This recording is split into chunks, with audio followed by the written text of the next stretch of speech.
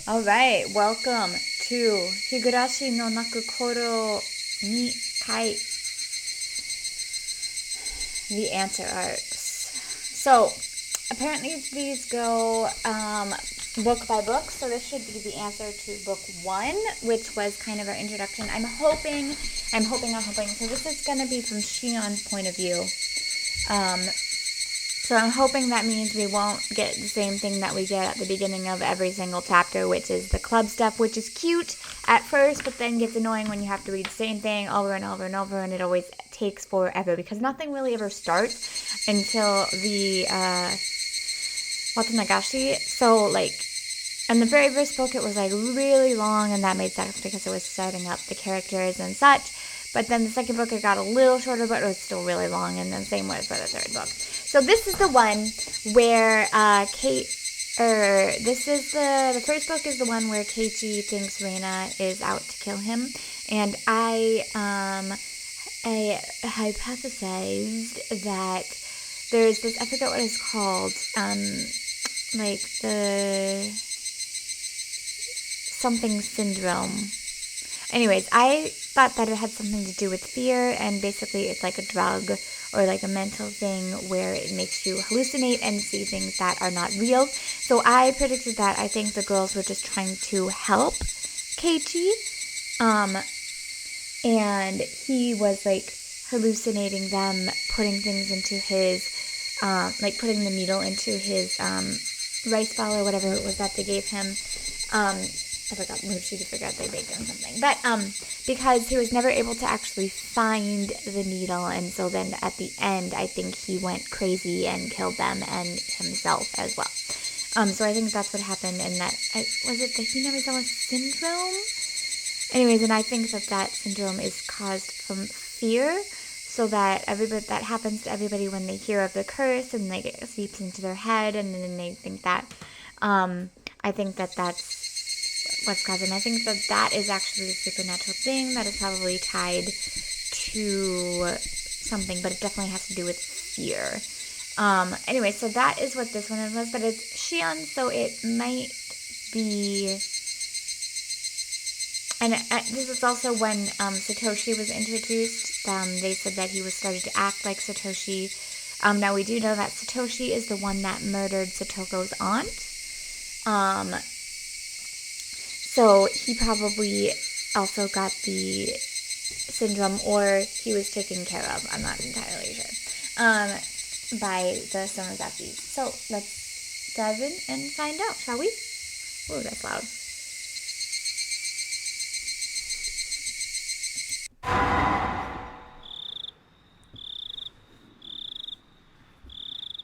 Alright, eye-opening chapter. That makes sense. Meakashi. Welcome to the world of Higurashi no Nakukoro ni Kai. We finally reached the halfway point.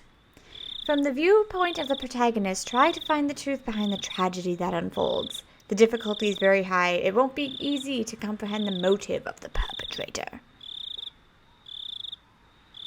Okay.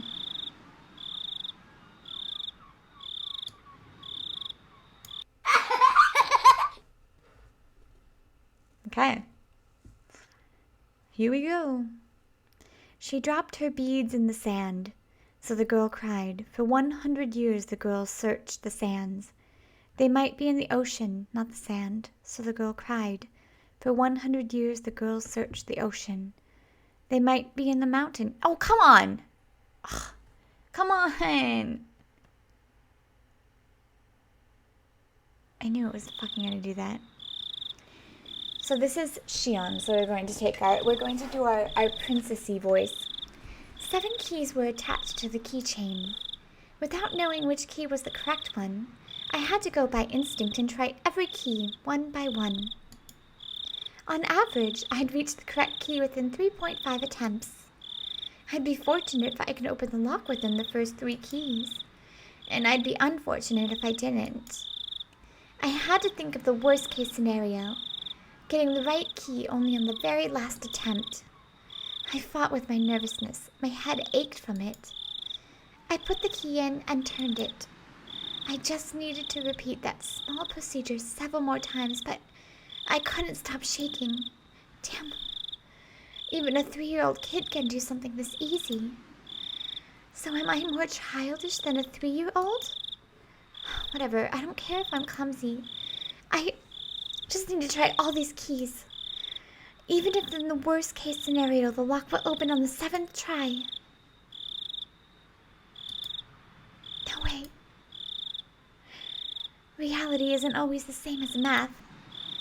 What happened was worse than my worst case scenario. None of the keys worked at all. I could feel the blood draining from my brain.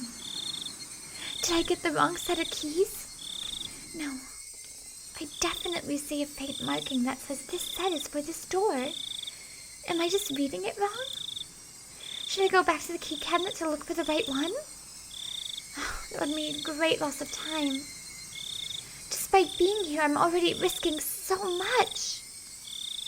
Something that could ruin everything might happen at any moment. If I can't open this lock, do I have to go back to the administration office? If there was no other choice, it'd be a waste of time to spend another second here. The administration office wouldn't necessarily be empty at this time. Somebody might come in. I won't be able to look for the right key if that happens. I stood up quickly, as if electrified. I was almost in a panic, and so I felt the urge to move. Actually, this might be Satoshi. My instinct pushed me. I have to go back there as quickly as possible. It's dangerous to be here. It's also dangerous if someone comes into the administration office. I cooled my head, making it as chilly as possible to repress my fear. Oh, it is Shion. Calm down, Shion. Mion wouldn't panic in this situation. Maybe I'm just mistaken. Why don't I try the keys one more time? The next moment, I felt a faint vibration in the air. Someone was walking somewhere in the hallway. If this were a normal situation, I would have known. I would have run into them, since the footsteps were very far away. But at the time, I couldn't think calmly. Oh, shit. Why am I panicking this much just because of footsteps? Calm down. Calm down. I should be feeling excited. Calm down, calm down. I just need to do what I have to do. I should ignore the footsteps because they're not an immediate threat. Pretend they aren't there. I have to listen for something much more important right now. Oh, shit. This key should be hard and cold, but it's pliable and hot. It feels like rubber. How could I stick this into a keyhole? Shit, shit, shit! It wasn't the key that was pliable. It's my fingers that were limp. Oh, shit. Shit. Shit. The key sprung out of my hand and fell to the floor. It shouldn't have made any sound, because it was so pliable, but it made a tremendous metal noise as if somebody pushed over a cupboard. The sound almost stopped my heart. I felt dizzy for a while. I looked around afterwards to carefully see if I caused any disturbance to the surroundings. Calm down. Calm down. Nothing's changed. I don't hear anything. So am I safe? Calm down. Calm down. Calm. Wait. I don't hear anything. What about those footsteps? Calm down. Calm. Calm. Are they looking for me? After they notice the sound? Oh shit. What is the sound I'm hearing? Is it my sweat? Shut up. Shut up. Shut up.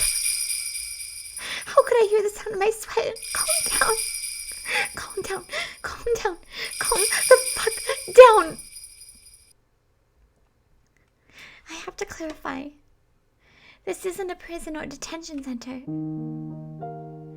It's a private school. Not a normal one, though. It cost a fortune just to get in.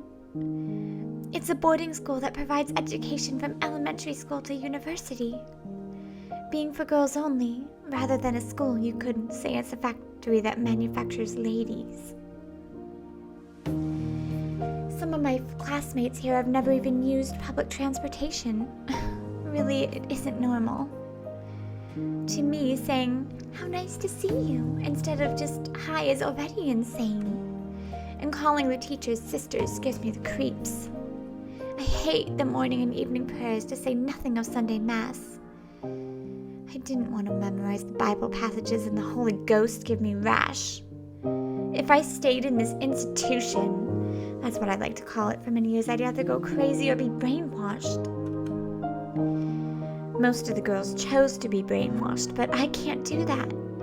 After all, I was more impressed by the political schemes and international trade behind religious propagation than by the love of God, which the Bible teaches.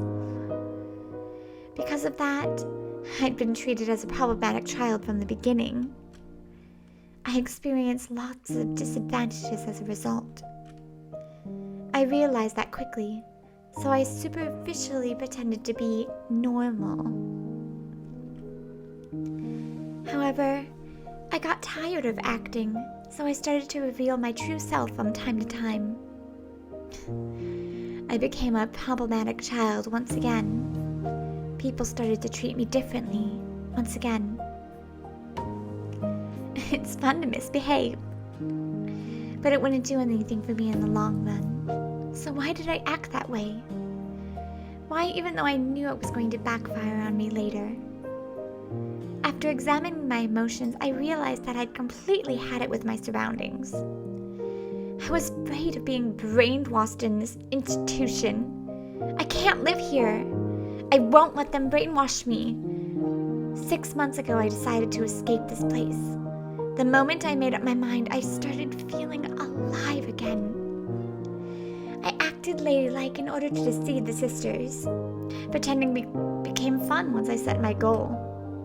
It gave me the creeps when they told me with smiles that it was God's influence that I started to behave righteously. Ugh. I laughed at them behind their backs. I took on my classmates' duties in order to understand the layout of the school and the schedules of the staff and guards. I soon found out that the security of the school was immensely tight because there were many daughters of important people living here. The guards walked their beat randomly. There were surveillance cameras everywhere. The system that kept out intruders ironically also worked to prevent escapees. But that excited me instead. I simulated how to avoid all the surveillance in my head many times. I drew an escape route into the corner of my notes during class and tested if it worked. I strove to acquire any necessary skills for the escape. It was fun. After all, the situation was cathartic for me. That's who I am. No matter how hard they tried to brainwash me, I'd never change. I'd been waiting for the moment of my escape, preparing physically and mentally. First, I needed the courage. I had to be confident. I had to think deeply about it. I also needed skills and physical strength. I imagined all the possible obstacles and trained myself. It was funny, because I was finally able to enjoy gym classes, even the long-distance ones. I needed a perfect plan, as well as the physical strength and skills necessary to execute it. Also supported by those things, I needed determination. I made sure that I had all I needed and executed it. I decided to plant a seed in school before the appointed day. The seed was a rumor that one of the male students was having a relationship with a student. I won't go into details now, but that can turn into an enormous problem for this school. The school is limited to girls precisely because their parents want to avoid those kinds of problems. Those parents are mostly important people from various positions. If the romance was a fact and was leaked to the public, the principal would have to commit suicide in shame. In fact, even that might not be enough. In the world of girls, rumors spread fast. especially when they're separated from boys and are obsessed with dirty thoughts. So this kind of rumor goes around really quickly. The sisters try to get rid of that kind of rumor, and they warn the students not to be swayed by it. But apparently, they're the ones who are most swayed by the rumors. This means I managed to make them furtively deal with something shady without contacting families or the authorities. So if I disappeared in these circumstances, it looked like I ran away with some teacher. All the male teachers would deny it, of course. However, the school wouldn't believe what they said so easily. After all, there's a dirty little rumor going around. By the time the school finds out about my escape, after they eliminate all other possibilities, I'll be somewhere safe. I try hard to spread the rumor that I was involved in the forbidden romance as widely as possible. The sisters questioned me a few times, but since the romance was something I'd made up, they couldn't find anything. No matter how hard they tried, they couldn't find any evidence. After 3 months, I was certain that I created a solid foundation. I swapped after-dinner duties with my classmates so that I could adjust my schedule on this day. I was even able to fill them with suspicion about me doing that. Now they'll definitely suspect I ran away with some male teacher. Tonight was the night. I began my chores after dinner. After lights out, somebody will find about my disappearance. My generous roommate would probably wait about 10 minutes before she reported me to a sister, but no longer than that. I had heard an hour tops, but that's enough for me. I took a step off my regular route. That was the first step towards my great escape. I calmed down and thought, the key shouldn't be wrong. This lock is old and firm. Isn't it possible I put the right one in, but the lock was just stiff, and I only thought I got the wrong one? I realized my nervousness was making me clumsy. The gloves I'm wearing to avoid leaving fingerprints must be getting in the way too. I should try the keys one more time. I picked the most probable one and gently inserted it into the keyhole. It's stiff. If I twist it too strongly, I might break the key. The moment I thought of giving up, I felt something in my fingertips. The key worked. I slowly opened the door. I could hear the crickets. I don't have to hesitate now, but somehow I'm elected to step outside. I can still make excuses up to this point. It might look awkward, but I still can. But if I take a step outside now, there can be no excuse. If the guards find me, they'll take me to the office immediately. There have been escape attempts before. That's not really so strange. I don't think I'm the only heathen here. It's understandable that there have been people who couldn't fit in. So the school is well aware of the possibility of escapees. I've heard rumors about what happened to those who were caught while attempting to escape. I don't want to believe any of those stories, though. You see, all the school's horror stories involve students who attempt escapes.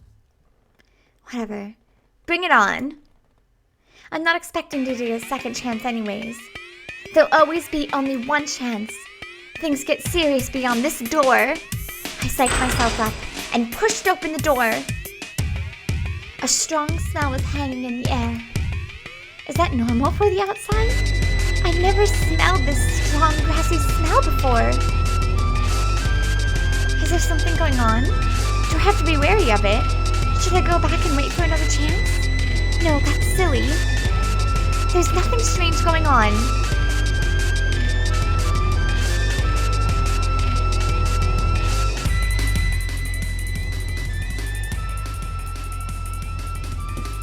The smell is something I smell every day. I just wasn't aware of it. It's true, isn't it? Even though I pretend to be cool, I'm nothing but a nervous wreck.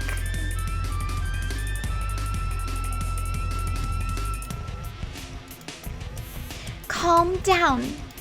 Calm down, Shion. I can rely only on the map inside my head from this point onward. I'd researched the locations of all the surveillance cameras. I'm confident I'll be able to avoid all of them. But I'm not sure about the guards. They pick their patrol routes randomly after all. I have to take a chance. I can hide myself in most places, but there's an area where there's nowhere to hide for several meters. I concentrated to keep my senses keen. Well, I have to depend on my luck in the end. Even if I do my best, the guard might find me by mere chance. On the contrary, I might be able to get away no matter how unwisely I choose to move, if I'm lucky. Damn. After all the effort, it just boils down to luck? This is a gamble after all. When I realized that, I got excited. Yes, this is a gamble.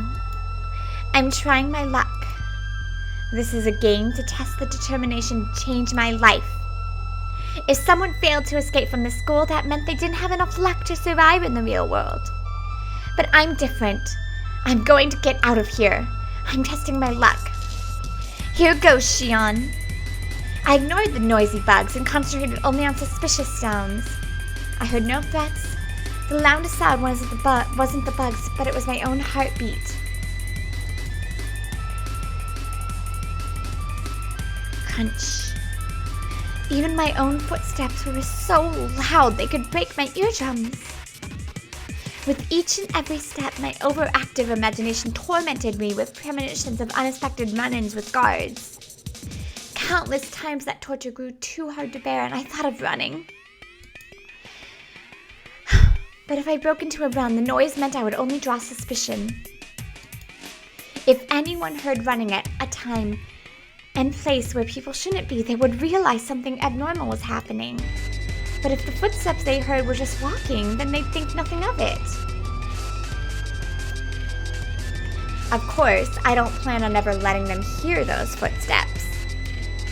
I tried to extend my senses to get as much information as possible.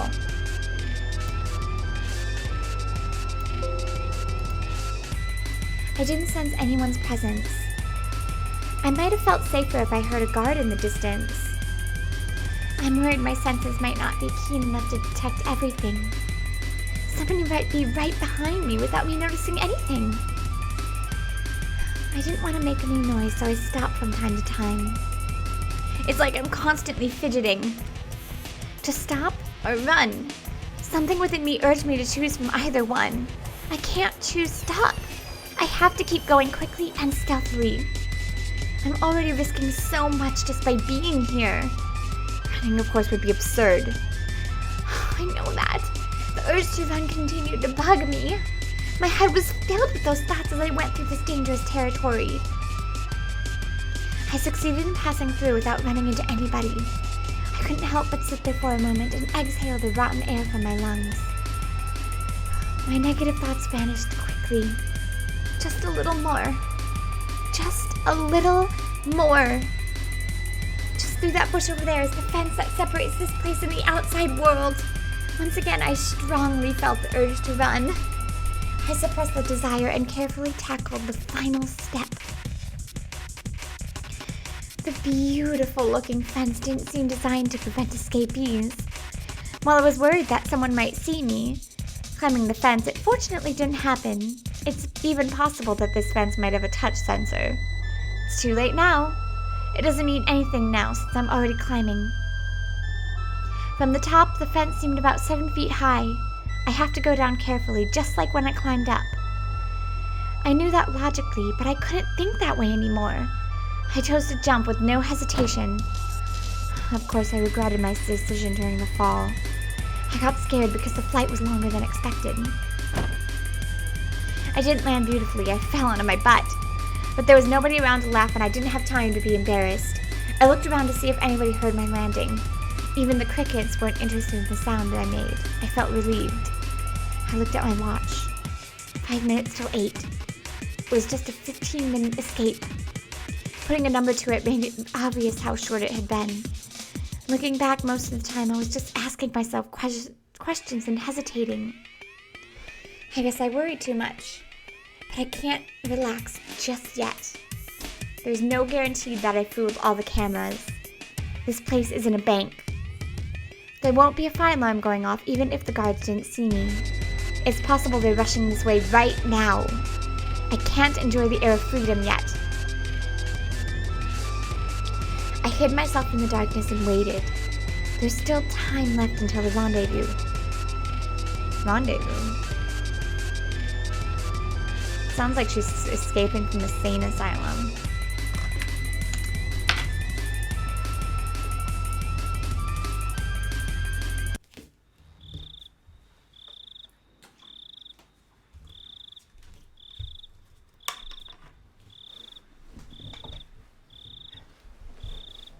Oh, thank God, the freaking action music is gone.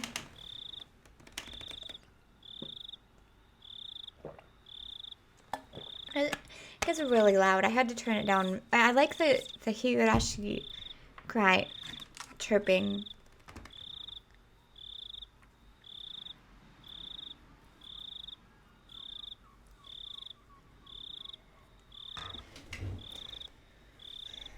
I watched the school premises while waiting, but it looked like nothing strange was going on.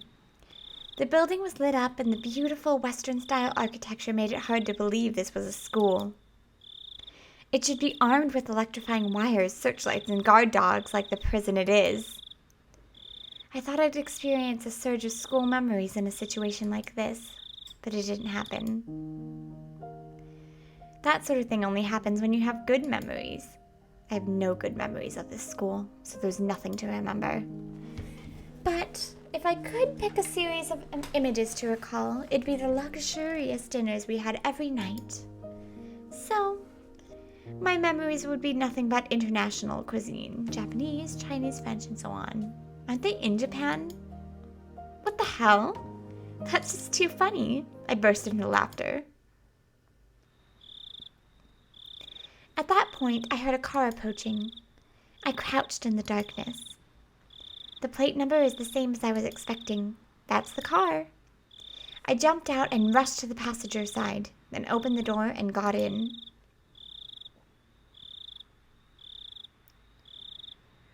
Nice to see... he looks like a... Nice to see you, Shion. The driver was a man of early old age. He'd be angry if he heard me say that, though. He thinks he's still middle-aged. He looked at my face and learned that I succeeded. He smiled. Oh, the air feels so fresh. I want to eat a burger for a start. I heard they serve excellent food in the school, but I suppose you were served nothing but gruel, huh? No way, dumbass. I was just kidding. Step on the gas if you have time to laugh at me. As you wish. Kasai really did laugh out loud. After telling me to buckle up, he accelerated. The cathedral-like skull disappeared from the mirror in an instant. It disappeared so quick that I didn't have time for a surge of dinner memories. Goodbye, my lovely school days. I'm going to fill my stomach with junk food from now on.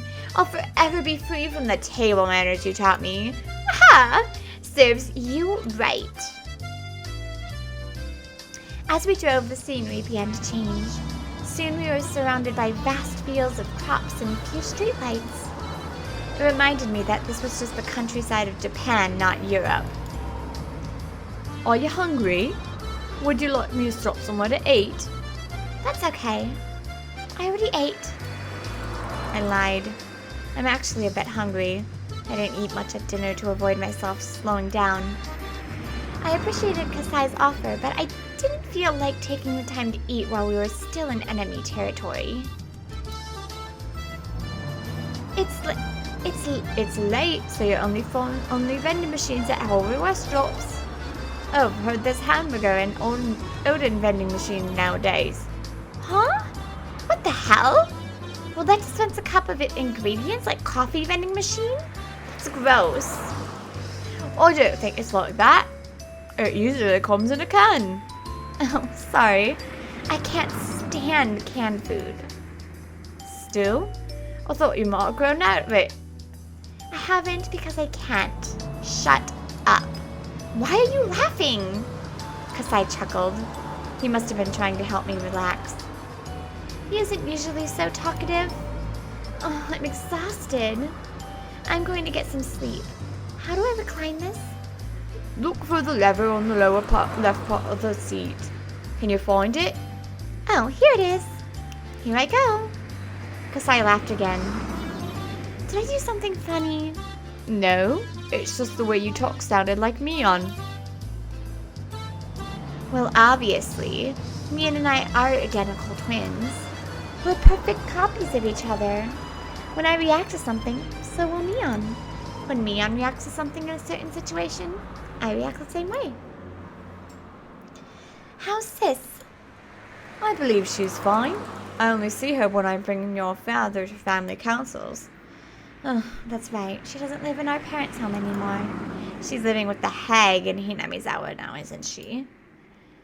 She moved into the main house around the same time you started going to that school. I responded with disinterest, even though I was the one to ask her about her in the first place. The main house is where Oryo, the current leader of the Sonosaki family, lives. That's my grandma, who I call a hag. But when we use the phrase, the main house, it usually means more than just a dwelling. What Kasai refers to is the same thing. Did she change? You mean Mion-song? Yeah. I think she's had to have changed if she's living so closely with the hag. Kasai chuckled again. He knows I hate my grandma. I haven't noticed any changes. She's still the Mion-song you know. What about me? Did I change? Nope, not at all, Kasai responded quickly with a smirk. I haven't seen him for a while, though it's not fun if he answers this quickly. I glared at him, and he burst out laughing. You haven't changed at all. That's admirable since you've been in such a strict school for so long. Damn it! Laugh as much as you want. I'm going to sleep. There's a blanket in the back. Please make use of it. Thanks. I grabbed the blanket and rolled up in it. I'm exhausted, but I can't go to sleep. It's strange. Or maybe not. I must be tired from the escape. It's just I'm still feeling tense. So I have to declare it once again, if only to calm myself. I'm sleeping. I totally am. Alright, that's the third time you said that. Do I have to give you permission to sleep? You're talking too much. I can't go to sleep if you don't quiet. I apologize, princess. I'll keep quiet now. This interaction with Kasai reminded me of the old peaceful days in Okinomiya.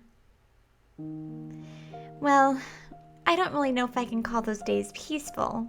We were in the middle of the dam protest back then, after all. We all united together, and now that I think about it, we pulled a lot of pretty dangerous stunts. If the authorities ever found out what I did, I'd never escape going to juvie. Well, at least half the people in Hinamizawa would be off to prison. We didn't think of them as criminal acts, though. It was war. It might also have been a festival. A festival where every person in Hinamizawa joined together in protest. It was a struggle, but it was also fun. It was fun to throw stones at the SWAT team with everybody. Wow, holy shit. We hid ourselves in somebody's home when they chased after us. We'd even go crowd around the police station demanding the release of our arrested comrades. When we snuck into the construction site and sabotaged it, it felt more like we were playing at war than conducting one.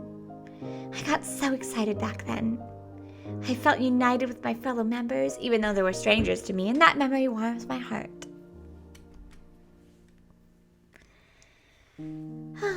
Yes.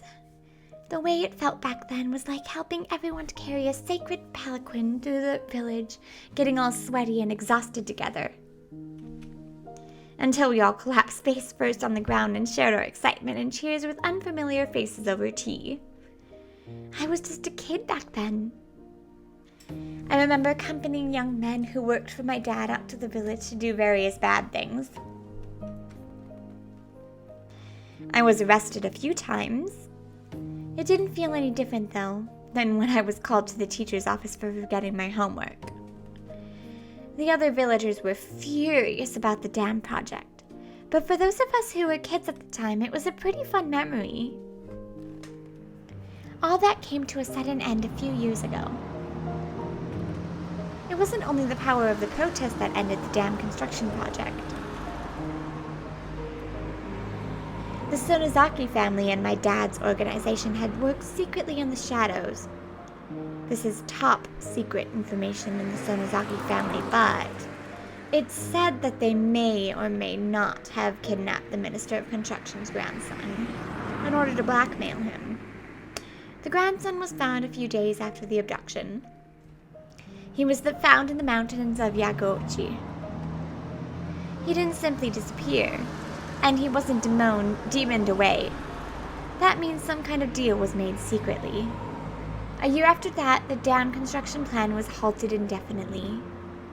The police suspected the villagers' involvement and investigated, but they couldn't find any leads. The villagers never betrayed each other. They'd do anything to protect their fellow man. They fabricated fake alibis, fake evidence. It was easy to deceive the police. The car suddenly shook, snapping me out of it. It must have run over a bump or something. I suddenly realized my expression was a very happy one for some reason. I must be looking forward to going home. Shion-san, are you awake? What is it? Would you like me to take you to the house in Okinomiya? Where else would you be taking me? I answered straightforwardly with a frown. Kasai then also chose to reply straightforwardly. It was the family head who decided on your enrollment in St. Lucia, and you ran away from that. You do understand the situation you're in. The school the hag chose didn't fit me, that's all. Shion? I know. Shut up. As the head of the Sonozaki family, the hag's decisions are absolute. They're nothing like, say, the 3-second rule. Worse, the decision to confine me to an academy far away from the Sonozaki family was made before I was even born. Shion was the name they gave me. My sister, Mion, has a character that means demon in her name. That was to signify that she's the successor of demons. In other words, she would be the successor to the Sonozaki family and its demonic bloodline. My name, Shion, has a character that means temple in it. That means I was destined to take the veil and be confined in a temple. Thinking of that reminds me how much I hate this name of mine. For starters, the person I know known as Shion is an abominable being to the Sonozaki family, because it meant the family had 2 heirs. I don't have to cite the countless historical examples to explain. It's easy to imagine how that could prove troublesome for succession. According to our long-held family traditions, one of the twins was to be strangled to death right after birth. Unbelievable, isn't it? What that means is that I have to be grateful just to be alive and breathing. I heard the hag actually put her hands around my neck right after I was born. I don't know what exchange took place in that moment. Maybe some brave relative of mine managed to get her to stop. Or maybe she was extremely good mood that day. Then don't try to strangle me. We're twins. There are no apparent differences between us. But the first one out of my mom's stomach was named Mion, and the second one drew the short straw and got named Shion. Everyone else was desperate to tell us apart, but we sisters just found that awfully ridiculous. There wasn't any difference between us. No one could tell us apart, even if we swapped hats. We wondered why all the grown-ups were trying to see the differences. Well, I thought us twins didn't last forever.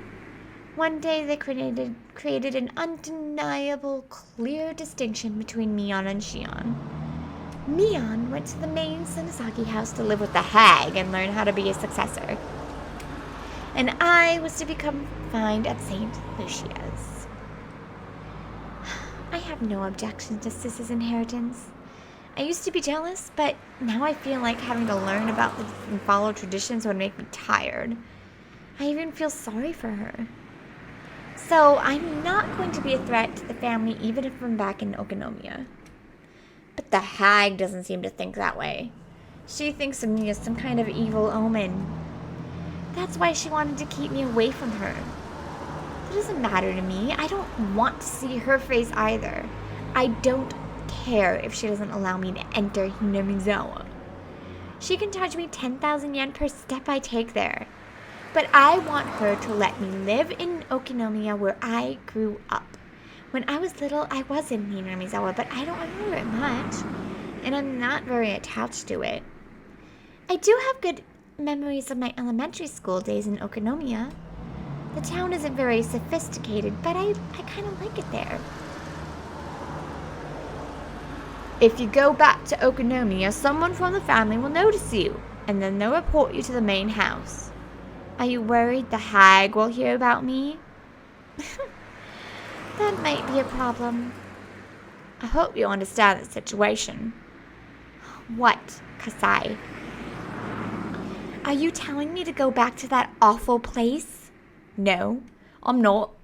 What I'm trying to say is, you want to know whether I'm prepared. I just hope you understand what might happen.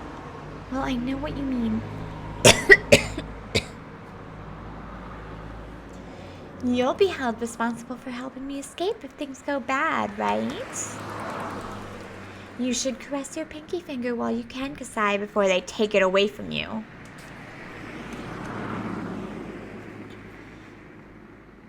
Ooh, I believe what they're saying right now. Well, you should look forward to being rolled up in a futon mat and thrown into the Onikafuchi swamp in that case. Maybe they'll send you to the torture room in the garden. I heard there's a big torture room in the main Sonozaki house. I've never seen it, though. I heard they used to torture and kill the enemies of the religion there. It's just awful, really. I hope I don't end up as a victim of that place.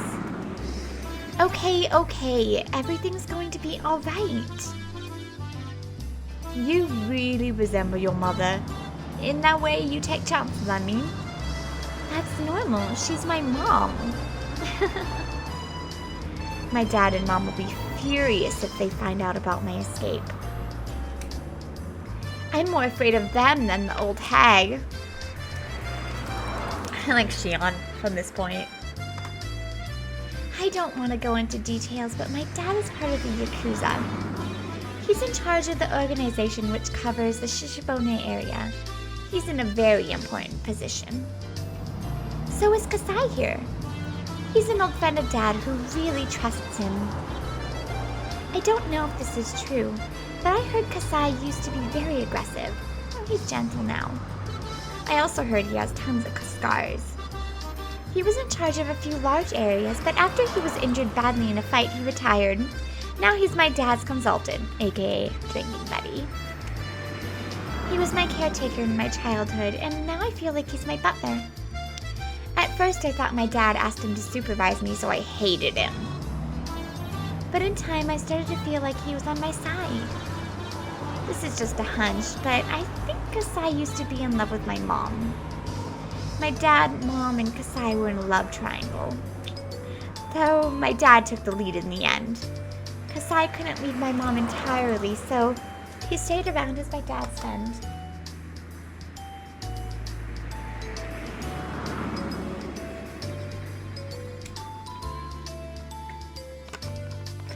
I can tell that from the way he acts.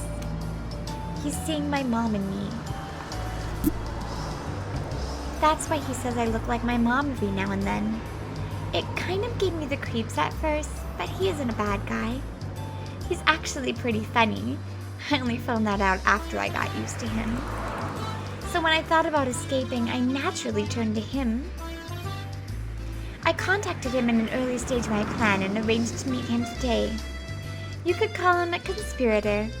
It's not surprising he's worried about my return to Okonomiya. Considering the rules and traditions, cutting off his pinky finger isn't too far from reality. I might be rolled up in a futon mat and thrown into the swamp for real, too. Even so, there's only one place for me to go. I'm going to Okonomiya and nowhere else. That's my hometown. This might be some kind of homesickness, but I don't care what it looks like. So, what you gonna do? The Sonozaka family's everywhere. Well, I'll lay low for now. If somebody sees me, I'll tell them I'm Neon. Then what? Well, then after things calm down a little bit, I'll start talking to my closest relatives. I know they'll be on my side. I know some people who covered for me when I had a fight with my dad once. I see.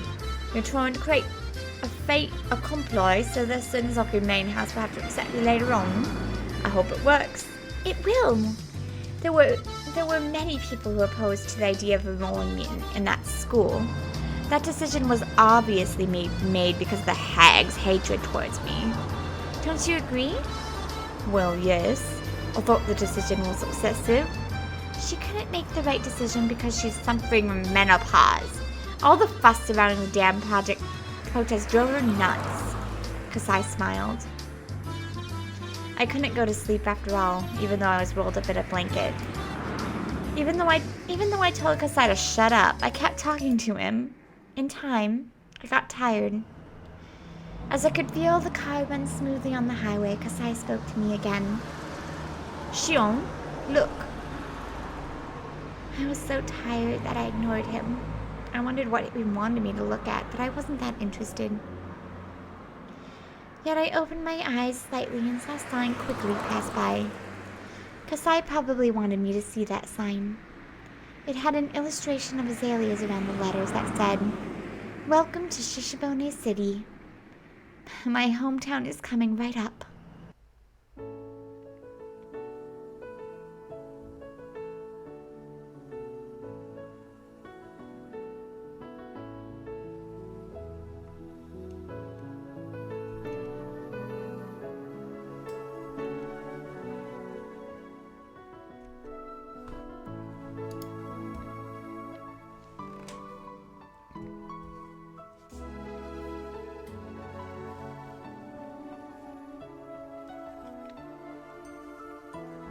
This is different.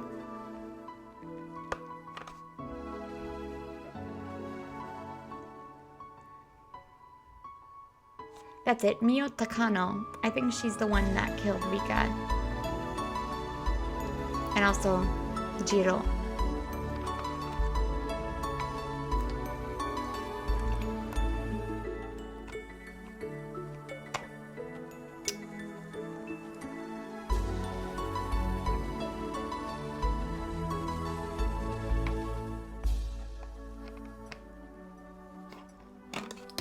Whoops.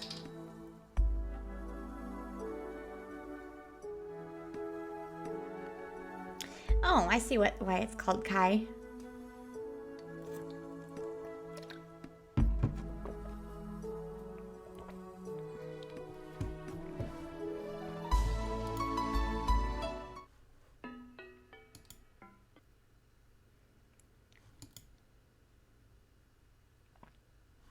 Wow, we're already jumping in deep here, aren't we?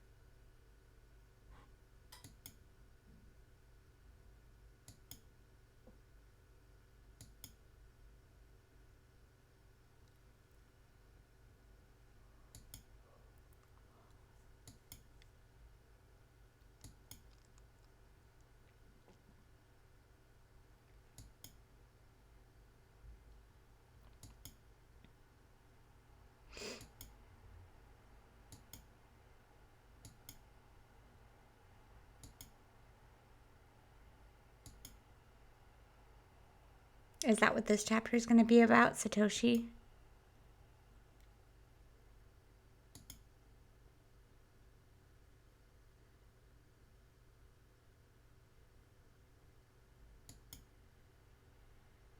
These upcoming chapters might be horrifying.